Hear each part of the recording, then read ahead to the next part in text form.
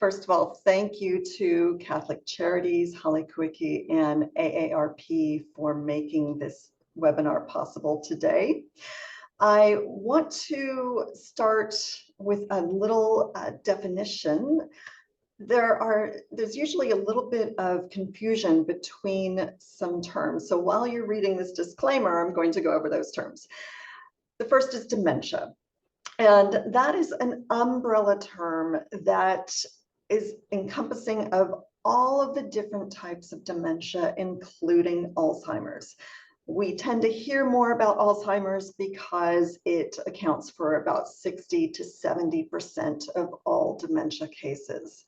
So while dementia refers to Alzheimer's, it also refers to Lewy body dementia, frontotemporal dementia, vascular dementia, mixed dementia. There are many of them. So when I use the term dementia during today's presentation, I am talking about Alzheimer's as well as all of those other types of dementia. So let's get into this. I want to let everyone know that while we're all caregivers or probably know someone who is living with dementia. The Alzheimer's Association tells us that roughly 100,000 kupuna here in Hawaii are living with dementia. But I want you to know cognitive decline is not inevitable, and dementia is not a normal part of aging. We know so much more about the brain than we did even 5 years ago. Now, we've known for a little while that lifestyle can have positive or negative effects on the brain. But the Lancet Commission published a report last year quantifying those effects. Basically, if you are living a healthy lifestyle, you can reduce your risk for dementia by almost 50%. So what are those lifestyle interventions? That's what we're here to discuss today. And you may be looking at this and thinking, well, these just seem like common sense, or they seem pretty simple to me. But I think we probably all know that common sense does not mean common practice. And just because something seems simple, it is not easy to implement. So we're going to discuss ways to try and make it easier for you to implement these lifestyle practices into your lives. But first, whoops, there we go. I think we can all agree that brain health is pretty important. And I'd argue that it's more important than ever because we are living longer. And the longer we live, the higher our chances of getting dementia. So I think we'd all rather go out guns blazing, firing on all cylinders, rather than confined to a bed or a wheelchair, unable to remember the people or events that made life so special. A lot of us are working in our retirement years, whether because we have to or we want to. And we need our mental faculties intact to be able to do that. Skyrocketing healthcare costs make it additionally important to live as healthy as we can for as long as we can. And I think probably everyone on this webinar probably grew up hearing that we were born with all of the brain cells we'd ever have, and we can't make new ones. Fortunately, that is not the case. We can make new brain cells. The brain is made up of roughly 50% fat, 50% protein. And if you were to hold it in the palm of your hand, it would have the consistency of roughly firm tofu. With the right lifestyle, we can actually make this ball of tofu larger. But a brain that is not benefited from a healthy lifestyle will show much greater deterioration and cognitive decline. This is an organ where size matters. You want a big, fat, fluffy brain, not a shriveled prune. So let's get into those lifestyle factors that will help make that brain bigger, fatter, and fluffier.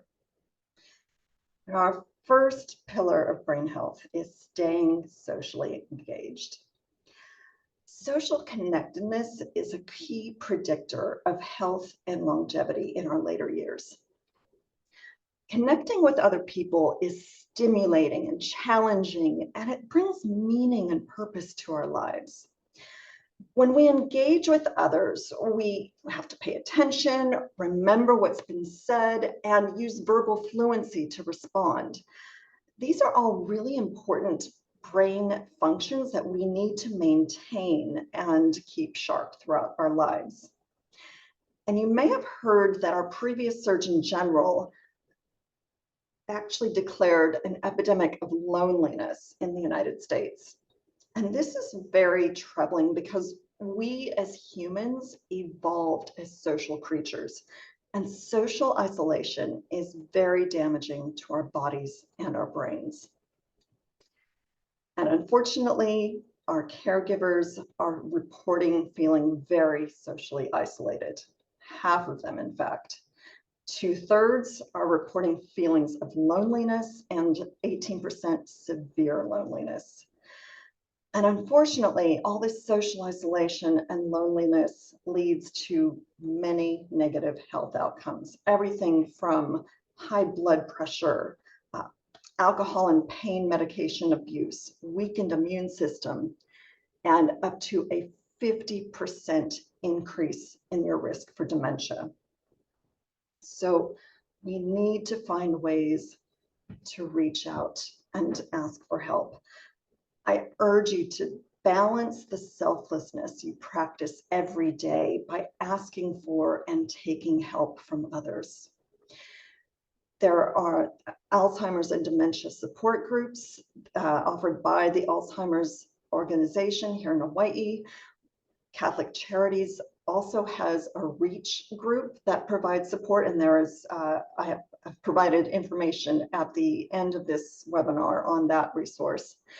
Attending community events. So AARP and Catholic Charities and many other provide free workshops and support groups for caregivers, for people living with dementia.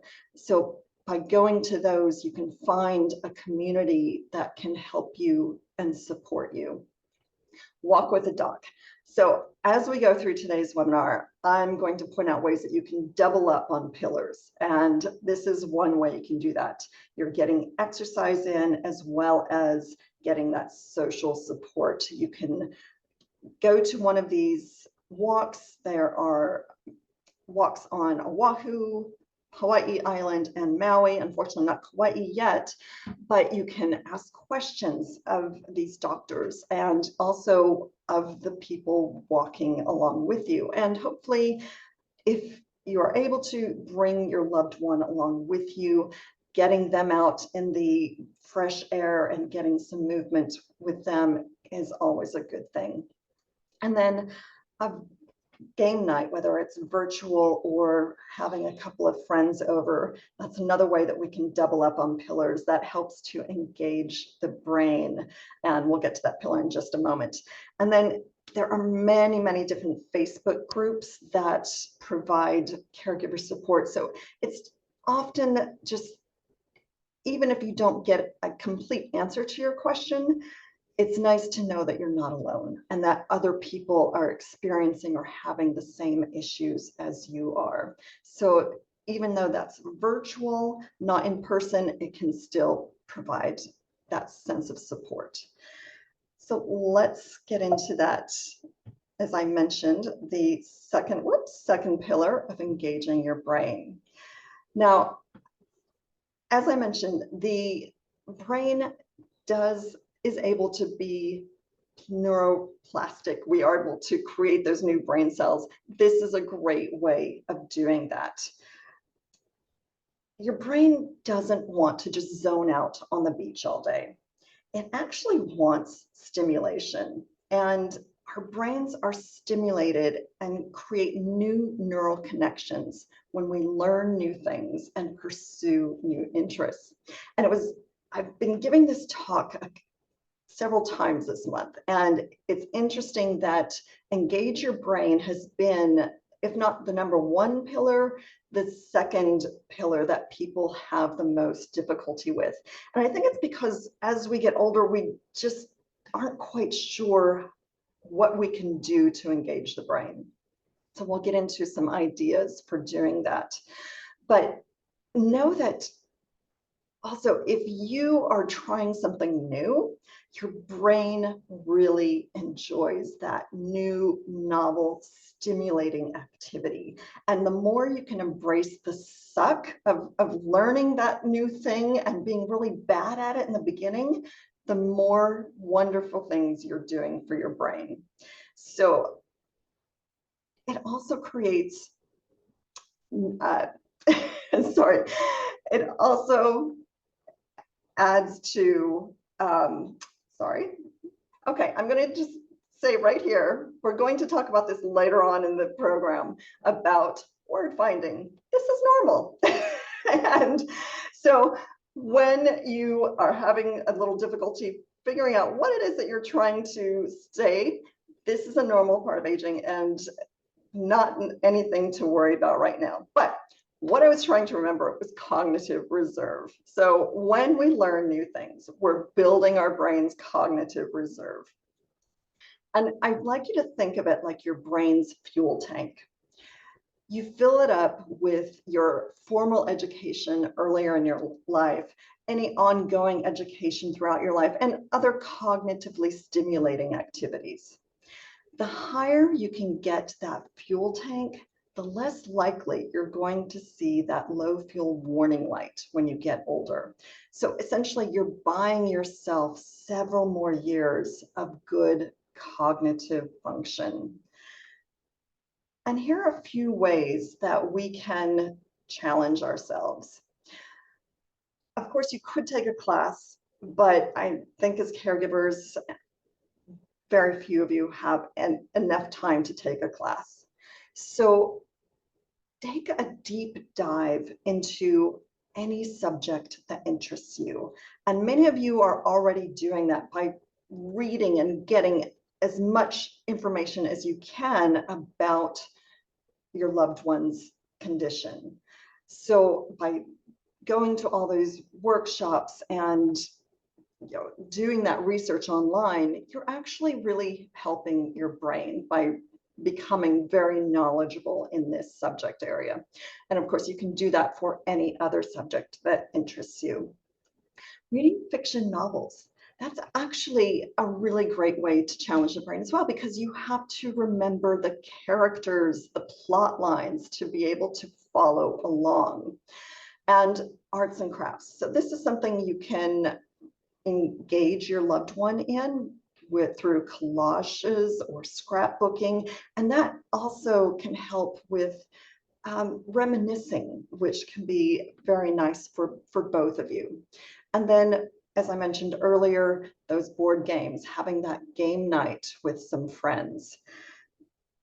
But I want to go into a couple of options here that you can use that are free. You can download or go onto the web. The first is the Stroop effect. And this was discovered by Dr. J.R. Stroop in the 1930s. And you'll notice here that the word and the color it's written in is incongruent. So the brain has to take a beat when I ask you to state the color of the word rather than the word itself. If I were to read the top line, the words themselves, red, yellow, blue, green, black, it's very easy for the brain to do that.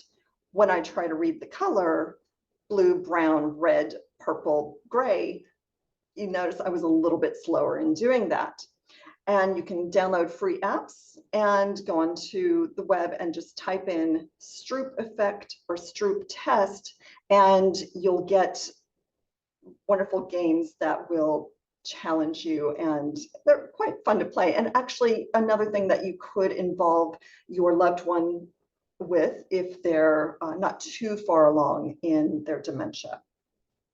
And then if you received your packet, you will have received a couple of verbal fluency drills, the two worksheets on the left of this page, as well as a math quiz. And I just want to let everyone know that some of you are going to gravitate immediately to the verbal fluency because that's just what you know, it's easy for you. Others of you are going to gravitate towards the math puzzle. Try and challenge your brain by, if you're always doing crossword or Wordle, challenge your brain by doing Sudoku or other number puzzles instead. You know, we always tend to gravitate towards the things that are easier for us. But as I mentioned, the brain likes a good challenge. So use these worksheets on your own time when you have a moment and see how you do with those. And then stress, it's a given. And in fact, I saw on the poll that stress and engage your brain were neck and neck in the two pillars that people had the most difficulty with. So just know that it's how we manage stress and react to it that's important. And there are a couple of different types of stress. There is chronic stress. That's what we don't want. Let's go to the acute stress first. Acute stress is very short-lived. So something from an intense exercise session or jumping into really cold water, once those events are over, so is the stress. Chronic stress, that constant feeling of anxiety that doesn't seem to go away, that is what's damaging to the neural networks in our brain, and it increases cortisol. That cortisol can harm the stem cells in the hippocampus. And the hippocampus is a very important structure deep in the middle of our brain here, this little horseshoe or seahorse-shaped object. That is where our memories are encoded for long-term storage. And it's also where our spatial awareness resides. It's also one of the first places to be ravaged by Alzheimer's. So we want to protect that structure. How do we do that? Well, some people find relief through exercise. And I would suggest that if you are feeling very stressed, you don't want to go out and do a really intense HIIT session. You want to maybe focus more on your yoga and Pilates, Tai Chi, things that are a little slower, more mind-body, can really help downregulate that stress. And I know you probably don't feel like smiling and laughing a lot, but that can actually really help downregulate the stress because it releases hormones and neurochemicals that help offset the effects of stress. So even if you don't feel like laughing, give it a shot. Just start laughing for no reason and see how much better you feel. If you've ever been listening to the radio and all of a sudden a song comes on that you just love and you hadn't heard in ages, you know the power of music to transport you and make you feel better. So make a playlist of music that either calms you or just puts you in a really good mood. And this is also a really great tool to have in your toolbox for your loved one. Find out what music resonates with them. And when they're having a period where they're just not happy, they're agitated, try putting on that playlist and watch the mood change. And then we are so fortunate here in Hawaii to have plenty of green space and blue space. Getting out in nature, walking through a park, going to the beach, watching the waves crash on the shoreline It's very hypnotizing, it's very relaxing. And again, another thing that you can do with your loved one, because it will definitely help them out as well. A couple of other options: confiding in friends. That's going back to that social pillar. Lean on friends during times of trouble. Prayer and meditation, certainly great ways to do that. And there are many apps that you can download for meditation. Stretch breaks. If you're at a computer all day, just take a couple of minutes every hour, half an hour, and just do a couple of stretches. And we'll go through a few in just a little while. Limiting the screen time, and then deep breaths. Breathing is so critical and something you can do anytime, anywhere. So let's do a quick breathing exercise right now. I'd like everyone to put one hand on their chest and one hand on their belly. And then take a deep breath and notice which hand moves more.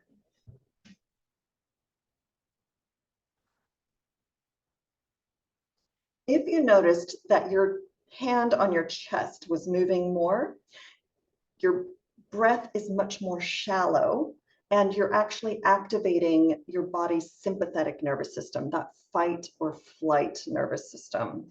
That's what we don't want to do. We want to be breathing down in our belly so that we get nice deep breaths, and we're activating the body's parasympathetic nervous system, that rest and digest nervous system. So we're going to do a quick breathing exercise where I'm going to give you a count of 4 to inhale and a count of 8 to exhale.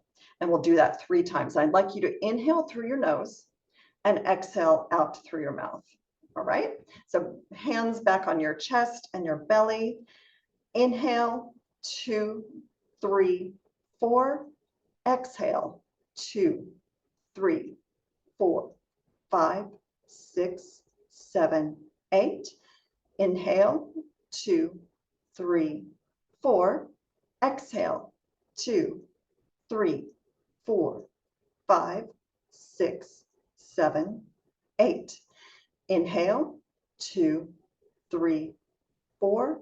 And exhale, 2, 3, 4, 5, 6, 7, 8.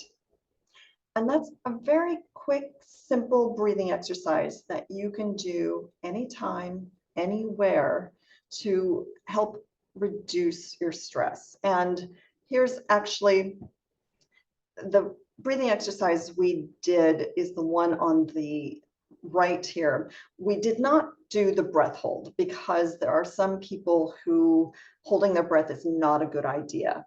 But if you are able to hold your breath, you can do the full breathing exercise with the breath hold. And then the box breathing on the left-hand side of the screen is another option. There you would breathe in for 4, hold for 4, breathe out for 4, and hold for 4. And continue doing that for at least probably 4 times. And that brings us to our 4th pillar, my favorite pillar, as you probably guessed by the room I'm in. Basically, exercise is so important to our brain. And the World Health Organization puts exercise at the top of its list of lifestyle interventions to reduce your risk for cognitive decline. And the former CDC director, Tom Frieden, called exercise the closest thing we have to a wonder drug. And there's good reason for that. When we exercise, neurochemicals are released into our brain that actually acts as Miracle-Gro for the brain. So we're really stimulating those neurons to make new connections and even growing new neurons. So the American Academy of Sports Medicine recommends that we get about 150 minutes of moderate intensity exercise each week. That is roughly equivalent to about 25 minutes a day. And when I say moderate intensity, that is something where you're able to elevate the heart rate, but you're still able to carry a conversation. So it's not so intense that you wouldn't be able to talk during the exercise. So as you can see, you don't have to go out and run a marathon to get the benefits of brain health, but you do need to find ways to sneak in bits of activity throughout your day. And in fact, doing all of the exercise at once, first thing in the morning, and then sitting the rest of the day, that actually negates all of that exercise you did in the morning. So it's usually better to sprinkle exercise throughout your day. And I recommend that people do a 10-minute walk after each of their main meals. And that gives you that 30 minutes right there. 10 minutes after your meal gives you the additional benefits of reducing your blood, or helping with blood sugar regulation and helping with digestion, as well as getting that heart rate up. But exercise also helps increase our circulation. It helps with that stress pillar and helps improve sleep. And we'll get to that pillar in a moment. Exercise, as you've heard from your doctor many times, reduces the risk of a whole host of different chronic diseases. So find something that you enjoy doing or can at least tolerate and start doing that. For many of us, that's going to be walking. And there are many options for doing that. I mean, you can do it on your own, but you can also join some of these walking hui's. And the Alzheimer's Association has a walking hui on the first Saturday of each month, as well as that walk with a doc that I mentioned earlier. But it'd be great if you're walking, currently walking alone, try finding someone to take walks with you so you get that social pillar in there as well. And strength training, so important for us as we get older. That strength training is what's going to help us maintain our independence, help with fall reduction, help with just activities of daily living, continuing being able to do them. And then neuromotor training. That is your mind-body exercise, so your Pilates, your Tai Chi, and your yoga, as well as your open skill exercise. And that is more of your sports. So your pickleball, any of your racket sports, surfing, martial arts, dance, anything where you need to use your brain to pay attention and react to someone or something. So those are really, if you're able to do open skill exercise, that is amazing for your brain. Many of us are not able to do that. So I'm going to give you an option that you can do instead in just a moment. First, let's go back to the mind-body exercise. As I mentioned, the Pilates, Tai Chi, and yoga. Let's do a little stretching exercise that will get our spinal cord moving. It's very important to keep our spine healthy, because with all of the lifting and transferring that we're doing with our loved ones, we want to keep our back healthy. And because when we're out of commission, you know how bad that is. So I'd like everyone to, first of all, if your doctor has told you not to do any of these movements, please don't do them. But we're going to move our spine in each direction, starting with a gentle forward fold. So start by standing up very tall, reaching the top of the head to the ceiling, nodding the chin to your chest, and then letting your head hang heavy and rolling down just about halfway. And then inhale at the bottom, exhale to roll yourself back up, and then bring your hands to your back pockets, widen your collarbones, and look up to the ceiling so that you're arching your back. and then come forward, standing up straight again. Inhale here, and exhale, nod that chin to the chest, roll forward. Again, just about halfway. Inhale at the bottom, exhale to come up. Widen that collarbone, shoulder blades in your back pocket, hands on your back pocket, and looking up to the ceiling with that nice gentle arch in your back. And then let's do some side flexion. So reach your left arm straight up, and I'm mirroring you here. Let's go back here, reach your left arm straight up, and then flex over to your right and come back up. That arm goes down. Let's reach the right arm to the ceiling now and flex over to the left. And come on up. One more time each side. Inhale as you reach up and exhale as you flex over. Inhale to come back up and reach the other arm long. Exhale to flex and inhale to come back up. All right, so we did forward flexion and back extension. We did side flexion. Now we need to do rotation. So put your hands on your shoulders, reach the top of your head to the ceiling again, get really long in your spine. Inhale here, exhale to rotate your spine, look behind you. I'm not going to look so I can still talk to you, and then come back forward. Inhale again here, get really long, exhale and rotate the spine. And then let's do that one more time. Inhale to get long, exhale to rotate. Come back forward, inhale and exhale.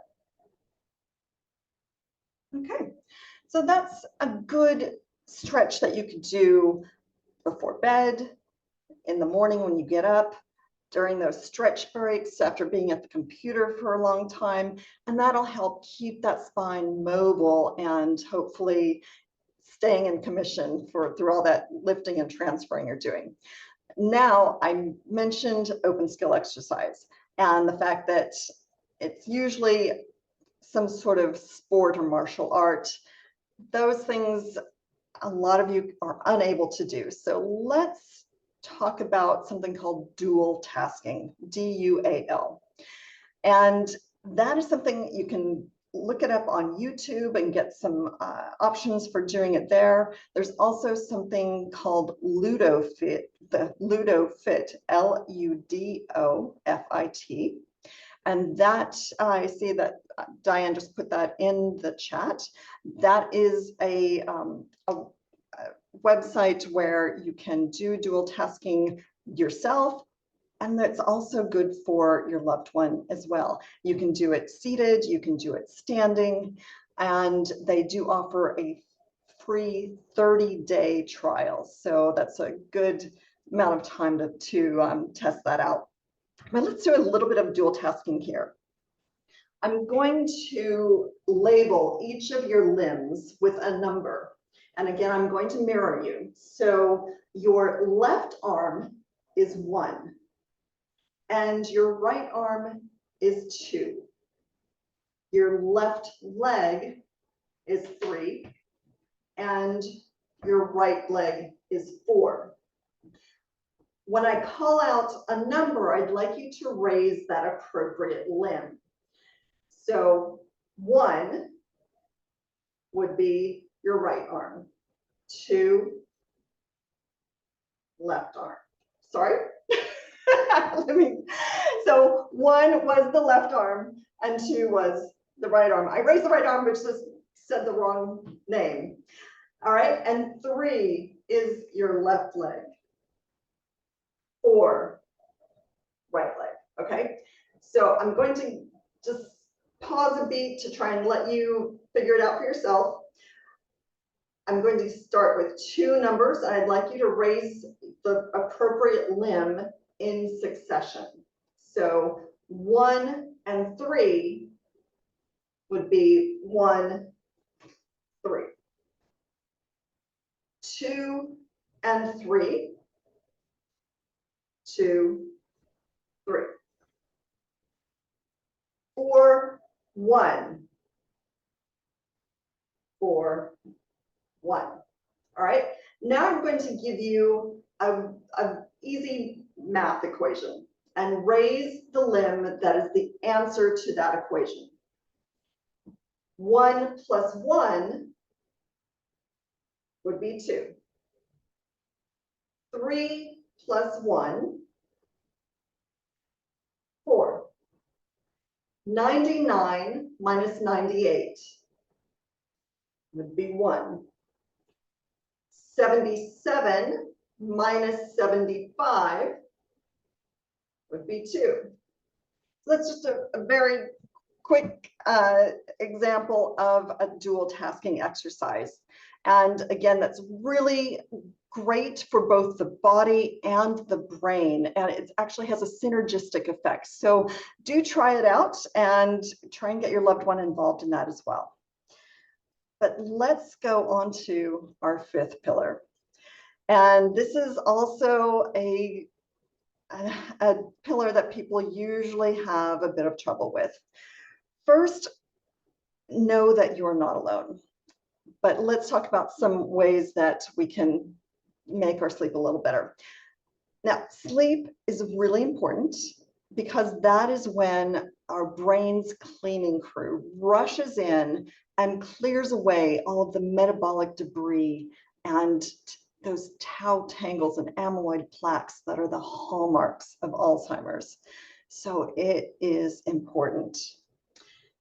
And I show this graph of a good restorative sleep night, not to make you more stressed and anxious over the sleep you're not getting, but just to discuss what restorative sleep looks like so that we can then talk about how we can get a little closer to this ideal. So the purpley, pinky, reddish blotches on the far left of the slide, that is your deep sleep. And that typically happens earlier in the night, between the hours of around 10 p.m. and 1 a.m.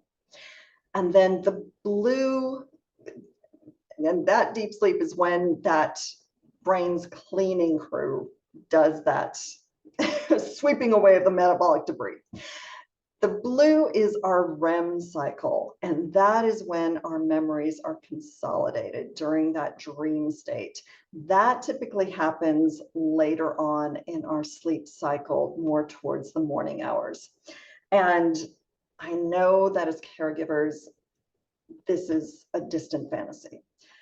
So if you're not able to get that 7 to 8 hours, up to 9 hours a day, you can do something called biphasic sleep. And that is something that is still practiced. It was apparently common in pre-industrial times, but it's something that still does occur in certain cultures like Spain, where they have long siestas during the day and don't sleep quite as long during the night. So if you are able to get 2 larger chunks of sleep, go for it. But do try and get a good chunk somewhere, and don't be afraid to reach out to someone to help with your caretaking duties so that you can get some good sleep. Address sleep disorders. So sleep apnea and insomnia, they're going to mess with our sleep. And actually, the sleep apnea can reduce oxygen to the brain that the brain needs to survive and thrive. So I urge you to speak with your doctor if you think that you are having these sleep issues. And actually, sleep apnea is something you don't have to go in and stay overnight at a sleep facility anymore. You can get a device, take it home, you wear it on your finger and on your chest, and then it automatically sends the information to your doctor, who can then determine if you do have sleep apnea. Good sleep techniques. So if you are having trouble falling asleep, check check your sleep hygiene. Are you giving yourself an environment where it's conducive to falling asleep? Are you dimming the lights? Are you staying away from doom scrolling and watching very anxiety-ridden, violent television shows before bed? Make sure that you're giving your body the chance to wind down and reduce that anxiety. And exposing yourself to light during the day is so important. Getting sunlight in your eyes first thing in the morning actually sets your body's circadian rhythm so that your body knows when to go to sleep that night. And just going out throughout the day does wonders for both your stress levels as well as getting that circadian rhythm set. And then know that this is a time in your life where your sleep is not going to be ideal. We have those times in our life. If you've been pregnant and had a child, sleep was not happening then. Those of us who have gone through menopause know that sleep was elusive then. It's not forever. And so do what you can to make your sleep as good as possible right now, and know that there is a time where it can be better. So how do you know if you are getting enough sleep? This is called the Epworth Sleepiness Scale. And I'd like you to just make a quick tally, read each of these situations, and determine whether you would have a 0 chance of dozing, a slight chance of dozing, a moderate chance, or a high chance. So the scale is at the top, a 0, 1, 2, or 3.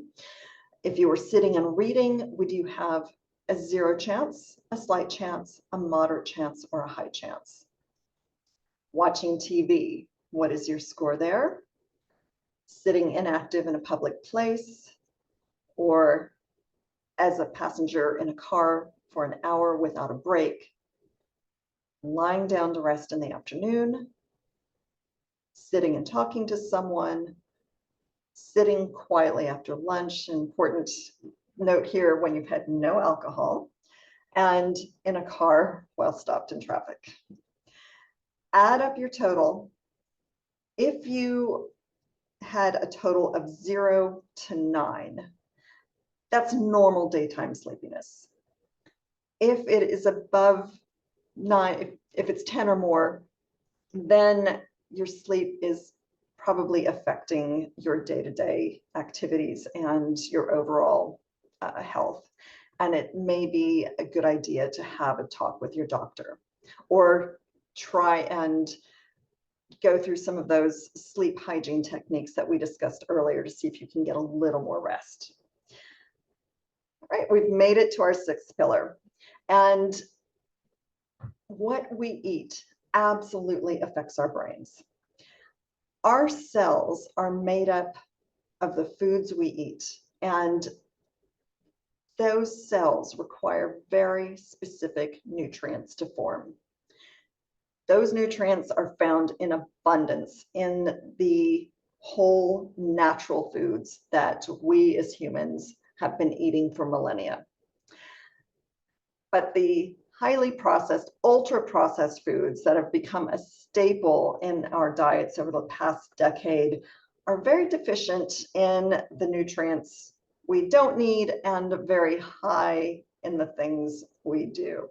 I'm sorry, very deficient in the nutrients that we need and very high in the things that we don't need. So The overall message is eat less from a box and more from the earth. Eat less processed meats, saturated fats, less salt, and less sweets.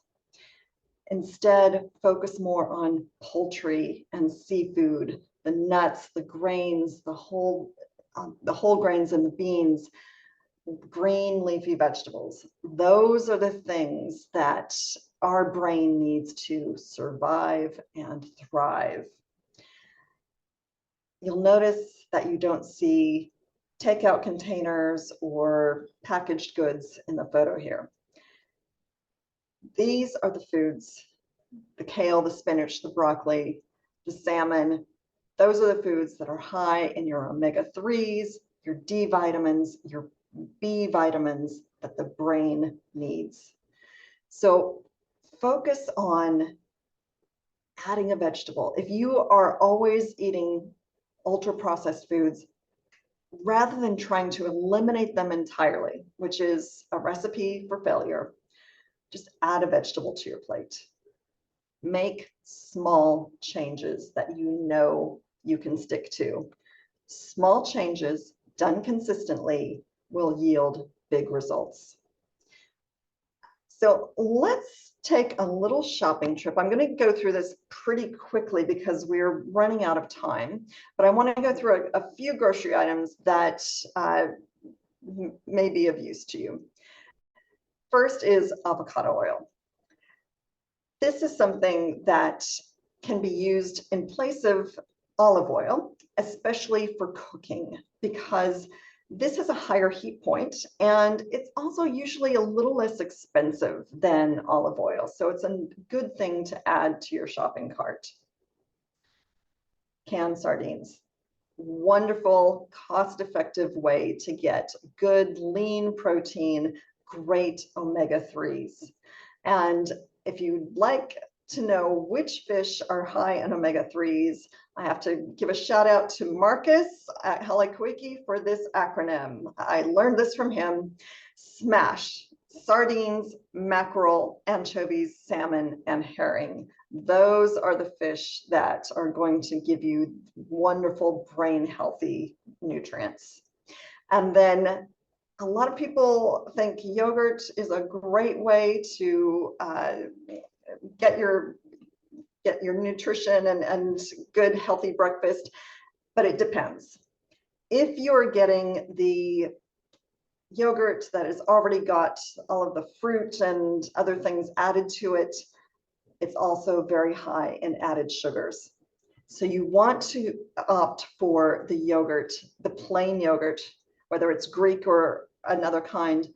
Plain yogurt, add your own fruit, add your own sweetener, a little bit of honey or a little bit of maple syrup so that you are in control of the amount of sugar.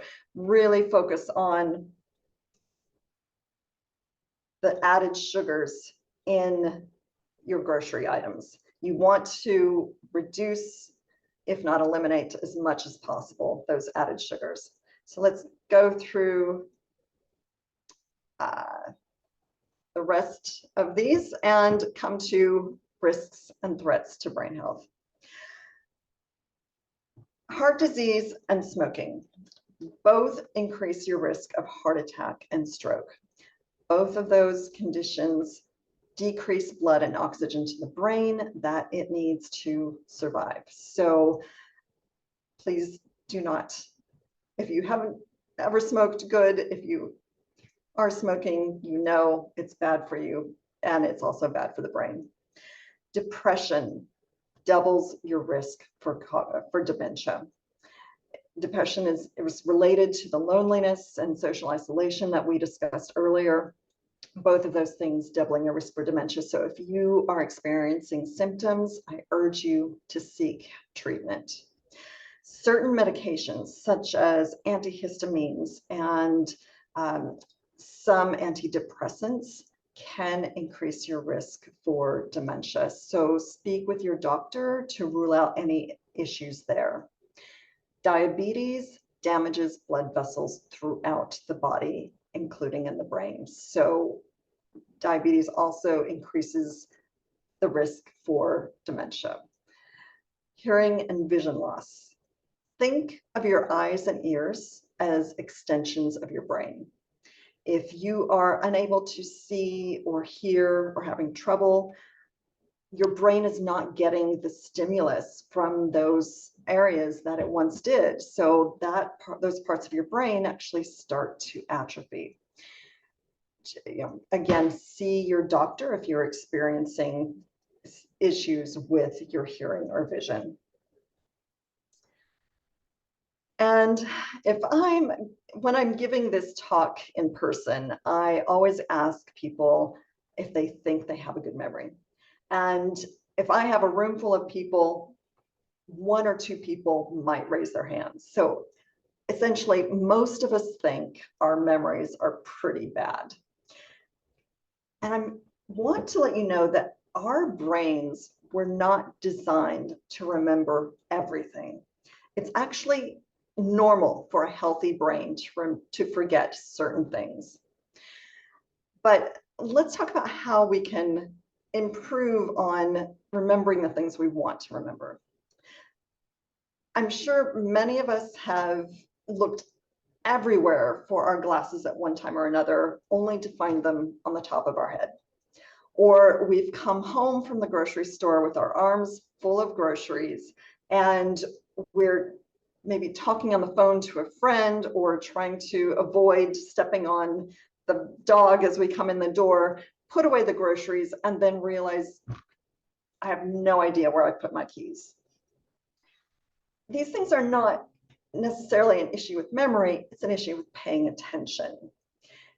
Your brain cannot remember what we are not paying attention to. So that is the first rule of memory. Pay attention to the things that are important. And then repetition, that's what we did all throughout school and college to remember something for an exam. Repetition absolutely works. But I think there are some other ways that are more fun, which we'll get into now.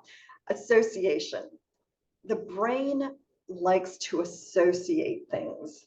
And there's something called a memory palace. That is used by memory champions to help them remember things. And what it entails is envisioning a place that's very familiar to you, whether it is your current home or maybe a childhood home. And let's say you want to remember a couple of things to buy at the grocery store. You would walk through your memory palace or your childhood home, placing each of your grocery items on a very specific object. The television set, the couch, the chair next to the couch. And then when you go to the grocery store, you would take a walk through that house, picking up each item on the TV, the couch, the chair as you go along. And then the brain remembers the happiest times and the saddest times in our lives. So if you can attach emotional resonance to something, that will help you to remember it. And then novelty. The brain remembers the weirdest, wackiest, just oddest things. And this is something where you can use your creativity and engage your brain. I had a man introduce himself to me at a conference a couple of weeks ago. His name was Bruce. Bruce had a mole on the side of his cheek. And I envisioned Bruce Wayne as Batman flying out of the Batcave, which was the mole on his cheek. And that enabled me to remember Bruce's name the rest of that conference. I will never forget it. So, use those tips to help you remember things that you need to. And there's a wonderful book called Moonwalking with Einstein by Joshua Foer, F-O-E-R. He is one of those memory champions that remembers multiple decks of cards and various other things. He wrote the book and goes through many of these practices. It's a wonderful read. And here I gave you a list of groceries. If on your own time, if you would like to use either the memory palace or that novelty trick of coming up with a really fantastical story to help you remember this grocery list, that's a little way to engage the brain for you. And then, what is normal forgetfulness? Sometimes forgetting names or appointments, but remembering them later. You know, we do this all the time. But when it comes to disrupting our daily life, that's when we need to be concerned. And then, you saw me earlier, sometimes having trouble finding a word, that is normal. But when we can no longer speak effectively, when the speech is garbled and doesn't make sense, that can be signs of an issue. And then, we're all going to make occasional errors balancing our checkbook. But when we cannot function this is part of our executive functioning, and when we are not able to do planning or solve problems anymore, that is an issue. And, especially when we're retired, we may be confused about the day of the week. That is okay. But when we're thinking we're in a completely different decade or living in a completely different place, that is the issue. And, occasional help with appliances or, new technology, that is fine. But if this is something that you have done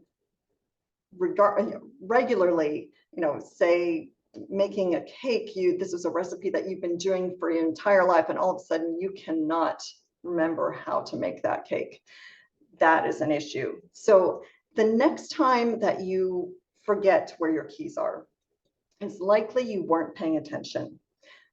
But if you forget that you have a car, or how to drive that car, or how to get where you're going when you've been going there forever, those are signs of something more deleterious. So before you get to that point, I urge you, get a cognitive test, get a baseline exam.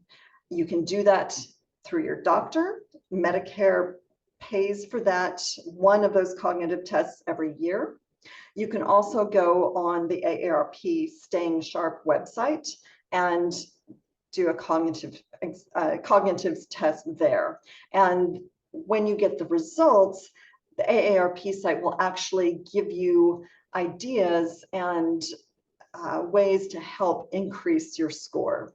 So the bottom line is that we don't want to wait too long before we determine that there is some cognitive decline, because like many other chronic diseases, there is so much more that we can do the earlier that we diagnose it.